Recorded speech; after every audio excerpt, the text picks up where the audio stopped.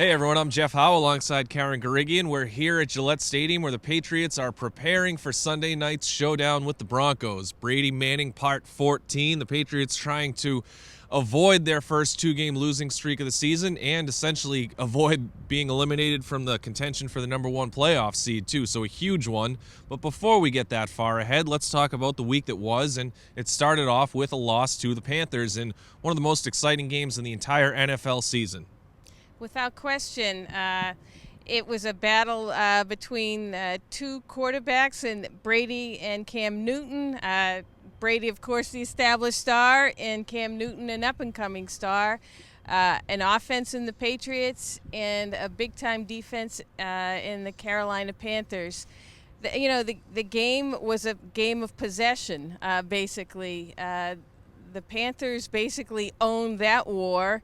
The Patriots defense just couldn't get the Panthers off the field. It was a well-played game by the Patriots, aside from a handful of mistakes. The Ridley fumble, a personal foul by Logan Mankins that really crushed a potential touchdown drive, a sack that pushed them out of field goal range. And those mistakes added up, and they were essentially the difference in the game. Unless, which leads us to our second point, you want to blame the officials. And I think you have every right to, because they blew that call in the end zone, and there's been some strange fallout from that too. You didn't really expect the NFL to throw its officials under the bus, but they also had a very curious explanation for it. Dean Blandino, the VP of officiating, the current version of Mike Pereira, went on the air and said that he liked the way that the officials conversed and discussed the way that they picked up the flag, but never really said that they made the right call. He said they didn't make the wrong call, but it was a very strange way to dance around that subject. Read into that what you will, but I just want to quickly mention Pereira because he also mentioned on 98.5 earlier this week that they made the wrong call and it should have been pass interference and the Patriots should have had one more chance from the 1 yard line. Who knows if the outcome is any different if they get that chance, but that was a chance that they probably deserved to get. And there was 4 seconds left. The Patriots are trailing by 4. They needed a touchdown. Brady dropped back to pass. There was some pressure. He threw the ball in the end zone. The ball was intended for Rob Gronkowski, but he was essentially mugged. Yeah. By Luke Kuechly, and he never was able to compete for the ball. And that was the word, compete. In my estimation, he had no chance to make a play on the ball.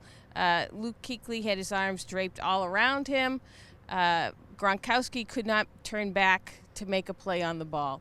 Classic interference. But the Patriots aren't using that to make any excuses. They have to still right the ship this weekend against the Broncos in a huge game of the year. Yeah, we knew it would be. We didn't know. When we looked at the Monday night game against the Panthers, we thought it was going to be like a Cam Newton showcase at the start of the season. That turned out to be a lot bigger than we thought. But this one this week, we knew this was going to be the biggest game of the year. Peyton Manning, Wes Welker, what have you, the best record in the AFC. This is a big game for 1,000 reasons. Yeah, and there's still some question whether Welker can play or not. He suffered a concussion in the Sunday night game against Kansas City. There's a lot of people who believe, knowing Wes Welker, he will be here. Obviously, there's a lot of things at play here with Welker not being able to come to terms with the Patriots, leaving for Denver, now playing with Peyton Manning. They now have the best offense in the league. The Patriots are still struggling with their offense. The replacement, Danny Amendola, hasn't been able to stay on the field. There's just so many dynamics and storylines here to make it just a great matchup. We could fill up all of the space on the internet if we stayed here talking about the storylines, but to follow more about this game and everything that leads up to it, you can follow our work on the Blitz blog and BostonHerald.com.